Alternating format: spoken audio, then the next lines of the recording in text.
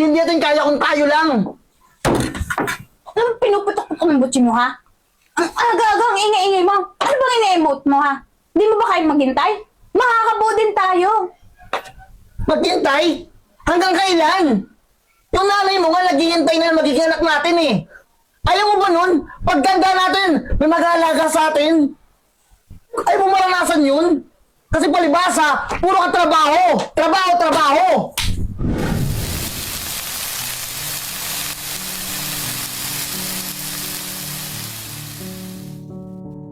Oh, Han.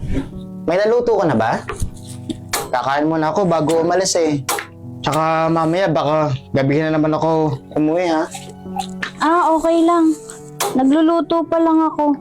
Bali nga pala, may iwan na kita dito ng maaga ha, kasi maaga kasi kami pinatawag ni boss eh. Kasi siya na hindi kita makasabay sa pagkain ha. Oh, sige. Kumain ka na ba? Sige, ingat ka na lang mamaya ha. Kahit ikaw na dito kasi nagmamadali na kasi talaga ako eh. Pasensya ka na talaga. Babawi ako next time ha. Sige paano, diyan ka na ha. Sige, sige. Ingat ka. Ikaw na muna bahala magluto ha. Chat na lang sa akin mamaya pag nandun ka na ha. Oo, sige. Bye-bye, bye-bye. Hoy.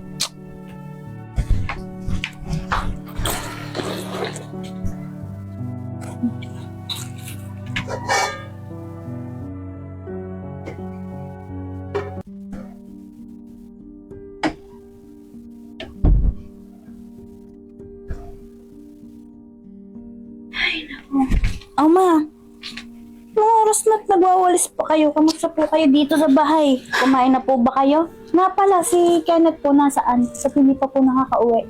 Wala pa. Kumain ka na. Nagluto na ako para sa inyo mag-asawa yun.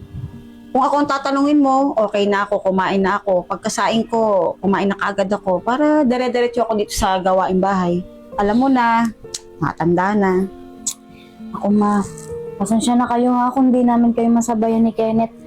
Kahit nga si Kenneth, hindi ko na masabayan. Hayaan nyo next time kapag nagkaroon kami ng free time, sasabayan namin kayo. Naku, sana nga. Saka sana naman magkaroon na kayo ng anak. Alam mo na, patanda na ako, hindi na ako pabata. Sana maintindihan mo ibig ko sabihin. Oo nga ma pero kasi... Huwag ka ng mga tuwiran dyan. Mabuti pa kumain ka na.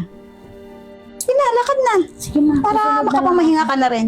Maya-maya na lang na konti. Sige na, tutuloy ko itong winawalis ko.